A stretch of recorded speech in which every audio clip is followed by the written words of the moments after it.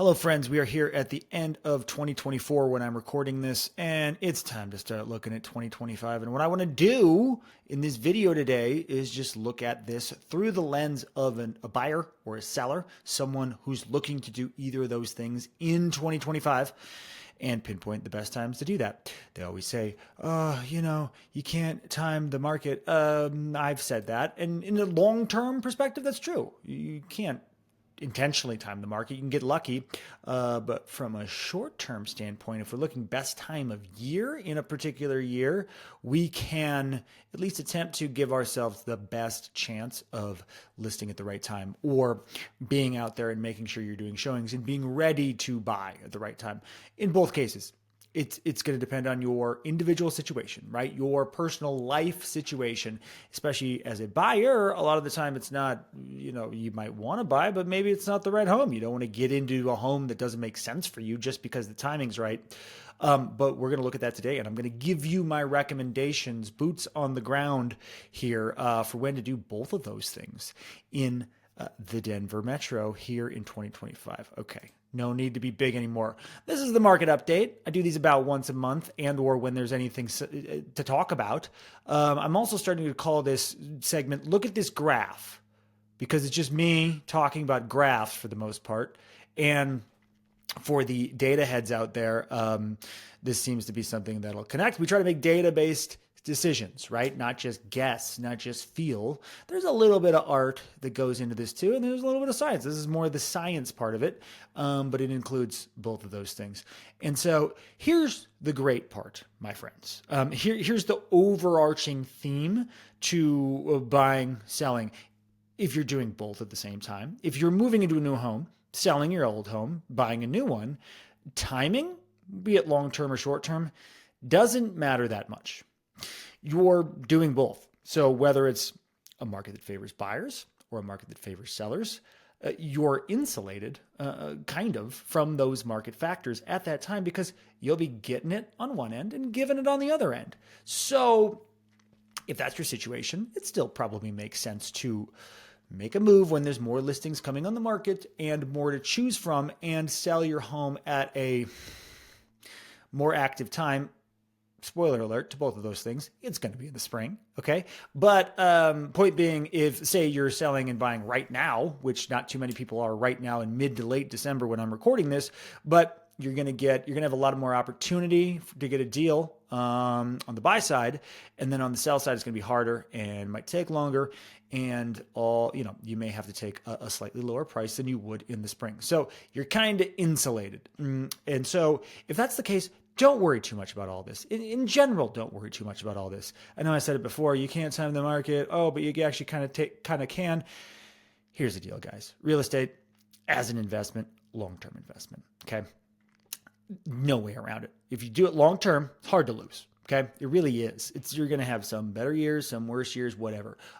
Coming out of 2020, 2021, that whole nonsense, that craziness really starting in 2019, it's warped our brains a little bit. It's made us think that we should be getting these massive 15, 20, 25% returns year over year. That's not how it works.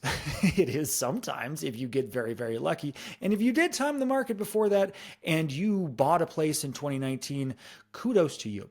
But for most people, that's not the case. And you want to be in the market long enough to give yourself an opportunity to catch those waves when they come and also weather the bad times because at least historically, every time a bad time has come, it hasn't lasted forever. So you guys know that. I'm not giving you any information that you don't know. I look at Megan Eller stats on these little breakdowns, and I'm going to do that again today. And this is like the one of my favorite graphs because it just shows so much. A lot going on here. Don't worry about all the dates and everything. What I really like to look at with all this is active listings. So that's the blue line and really these black lines here that create these little peaks and valleys, these little mountains. This shows us over the last, I want to say 5 years. We're going actually through 2020. So 4 years. What inventory is done. The reason I like to look for inventory is because it has a direct effect on whether the market is more favorable to buyers or sellers. Lower inventory, assuming competition remains the same, you're going to have a better opportunity as a seller because there are fewer units to choose from, right? As a buyer, higher inventory, buyers have more to choose from. It's harder to sell your home. We have seen that over here in 2024. This is 2024. This is 23. This is 22. And then 2020 and 2021, which are insane over here. Outliers we're not going to talk about today. But you're seeing a more typical market cycle in 22, 23, and 24. I bring up 24 because we're in it, number one. And number two, this, at least nationally, in terms of number of transactions that occurred, lowest in 30 years. That's 2024. Lowest number of real estate transactions in 30 years. Reason being, probably you know, homes are expensive, interest rates are high, it's tough. I've talked about that extensively in other videos. I won't rehash all that. At least I don't think I will. I don't know where these things are going. We'll see what happens. But that's the point. So 2024, you're seeing a lot of inventory, especially the latter half of the year, which is what happens. So you're seeing a similar pattern here. When you see the inventory go up, that's essentially starting June and really into July through the end of the year. Then the beginning of the next year, right here where we are, I should grab my little draw thing. I'm going to do that too. Right here. Okay, that's basically starting in January of the next year. So right here, that's January of 2023. You see inventory drops off a ton. Two things happening. Number one, a lot of people take their home off the market during the holidays at the end of the year because they don't want to deal with it, and or they tried to sell, they didn't sell. It just happens. A lot of listings expire. So inventory comes down in that way. And then buyer activity picks up a lot in the spring. And spring in Denver real estate really kind of is meant to start in January. We'll talk about a little bit when the meat of the market is, but kind of in January after the new year, that's the very beginning of our spring selling season. So you see inventory goes down big time through about April, May, and then it starts to come up. Okay. Same thing happened again in 2024. I talked about 2024. This whole thing right here is way more fun when I draw. Why didn't I do that to begin with? Slowest real estate market in terms of transactions in a long time, still follow that cycle. We're still looking at springtime, basically starting in January and through really April, May. That's when things start to tick up. This was still a good time to sell your home. If you sold your home, then you did well as far as getting the equity out of it, selling for top dollar, all those things. So let's start just with, if you're a seller, when is it the right time? Well, it's not too surprising, right? It's in the springtime. If you're looking to sell, if I'm advising you and you're looking to sell in 2025, I want you to start prepping. Well, now there's things we can do now, but really right after the new year. Get the holidays, eat, drink, be merry, all that stuff. Do the new year, do the little, hey, 2025, wear the glasses, okay? Go to bed, get a good night's sleep. Then we got to start thinking about listing this place. We got to start doing pre-listing things because really it's more important for a seller than a buyer to make sure we're hitting this at the right time in terms of the seasonal cycle. If you're a seller, I don't want you selling here. I've seen what happens. You can have a great listing, you can price it well, and it can sit on the market. And sitting on the market is no fun because number one, you're not selling it. Number two, you're having showings, you're having to do open houses. If you're not living there, then you're just carrying this. You're just paying a mortgage or whatever carrying costs you have. And the longer you sit on the market, the more it becomes a depreciating asset, the more you have to drop the price. It's no good. It's what you want to avoid if at all possible. So you're seeing it. The last 3 years have been a more typical real estate cycle, even though there have been quirks with all of them. You do not want to sell if you can avoid it the latter half of the year. The cutoff for that really is the 4th of July. I want this thing closed or at least under contract before July 4th. After July 4th, everything starts to just slow down and listings start to sit on the market. People are doing summer stuff. Then we're thinking about school, and then there's the vacations before the end of summer vacation. And then it's not, you want to hit it before that, if at all possible. So if I'm looking at it right now, 2024 was a little different because usually the prime months for selling, April, really into May, going under contract in April, home selling in May. Two things happen in the spring. We have more buyers out, okay? And then we have more listings coming on the market. So it's like, I don't want to be competing with more listings. Why would I want to sell then? Well, you're seeing the demand is enough to gobble those listings up and then some, right? Even though more listings are coming on the market, they're selling. They're selling quickly. Back here, when you're seeing inventory be so low, it's not because a lot of listings weren't coming on the market. We were having record number of sales. They just didn't stick.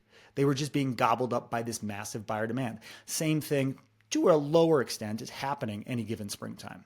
So even though there's other people listing, that's the time you want to be doing it. April into May is usually kind of the heat of it. Really, if you're really trying to time it when you want to hit. In 2024, it was actually a little earlier. It was March into April. I don't know if we're going to have the same thing repeat in 2025. That's kind of we're not sure. There is a very weird correlation with the end of the Broncos season, the last Broncos game, not kidding you. Megan Aller breaks all this down in her breakdown. You can trace it statistically to the last Broncos game, to when people start being more active with listing their home and going out and buying homes. God, we love the NFL. Broncos are good this year. Are they going to win the Super Bowl? Probably not. Maybe that's a hot take. I don't know. But what if they do? What if they go to the Super Bowl? What if they make a playoff run? That could push things back. Not even kidding you. I know this sounds insane. But this year, in 2024, if you wanted to nail it as a seller, you were listing in February, going under contract in March, selling in April. Right now, I want you to be prepared for that in 2025. Right after the new year, start doing the pre-listing stuff, anything that needs to happen, meeting with your real estate professional, getting the team over there. We'd love to work with you here at the Alchemy Group. Give me a call. And getting those things going, and we're able to do staging consults. We're able to look at any maintenance that may need to be done, things like that. Then obviously we want to get the marketing in place by the time we're ready to hit the market. Okay. So really in January, that's when it's time to go. We want to keep an eye on things, check back here to get your most recent market update. But I want to be ready to hit the market in February if the market conditions call for it as a seller. And by the way, I have other slides too here. This is another one. This is called odds of selling. And this sort of just is kind of an inverse of the last one. It shows the same thing too. Odds of selling. This is all the homes that went under contract, that went on the market within a month, that actually sold. Okay, so if you're looking at this springtime, we're over 60%. In 2024, we weren't. We're almost hitting 60% some weeks. But then fall and winter, it's getting way lower. It just means your home's going to sit longer, right? What other slides do I have here? Okay, that I want to talk about later. We'll talk about that at the end, because a little bonus at the end. Stick around if you want. But if you're a buyer, okay, what do you do? What do you do if you're going to buy? Like I said, if you're buying and selling, focus on your timeline, what makes sense for you and your family more than any of the rest of this. But if you're a buyer, okay, if we are out there in the heat of the market, there's the most, like I said, the highest number of listings coming on the market, right? But there's also a lot being sold, and there's more buyer competition. Right now, what we can expect in 2025 is there to be the most buyer competition from that mid to late February part to, let's say, early May. That's when I expect it to happen. And this is just based on history. That's all. And so you're going to be competing with more buyers. There's going to be more new listings, more shiny new objects on the market, but you're going to be competing with more buyers. So what does that mean? There's a better chance of multiple offer situations. There is a lower chance of seller concessions and price drops in that period. But there's also going to be the most new inventory to choose from. So pick your poison a little bit. If I'm a buyer and I'm trying to time the market as much as I can, I'm waiting that out a little bit. I'm getting out there. I'm keeping my eyes on things. Again, I'm connecting with my real estate professional, making sure I have an auto search set up, making sure I'm pre-approved. Huge thing, ready to go. So then when we got to pull the trigger, we can pull the trigger, because otherwise we can't. And really, I want to keep my eyes on it. But if I can, I want to wait to start. Again, we're trying to time, but I'd love to go under contract mid to late May, June, if at all possible. June, little sweet spot, little golden zone as far as I'm concerned in the real estate cycle for buyers, because a lot of what I was talking about in those previous months, the frenzy, the buyer activity, that'll have died down. A lot of those folks have gotten in their homes. They are satisfied. The demand has been satisfied, but folks are still getting their homes on the market, right? We haven't hit July 4th yet, still getting their homes on the market mid to late May. There's going to be a lot of inventory still on the market, new things still trickling in, and then some listings that are starting to stick on the market. So it's like this It's this Goldilocks zone. So as a buyer, you still have a decent amount to choose from, actually a lot to choose from, and less competition. It's nothing like this. Like, you're not just going to be able to call all the shots later in the year. But why I say June is more of a sweet spot than later in the year, because a lot of this is stale inventory. Nothing wrong with it. Houses don't literally get stale, but you're going to actually have less to choose from, because while it looks like there's more on the market, because there is, those are things that are just sitting on the market and there's not as much new coming on. That's why if you can, in that June area, it's just a little Goldilocks zone. If you don't find the right home, great. You know what? We can keep looking through the summer. But guess what? Those things I talked about, 4th of July, vacations, school, and you may have those to deal with too. And you may not want to move and close on a home and do inspections and all that stuff during those times. If you're okay with it, you do have a little bit of an advantage. You might not want to. Mid-May to mid-June, for me, that's the sweet spot, if you can, as a buyer. Now, I said we're going to look at these other graphs real quick.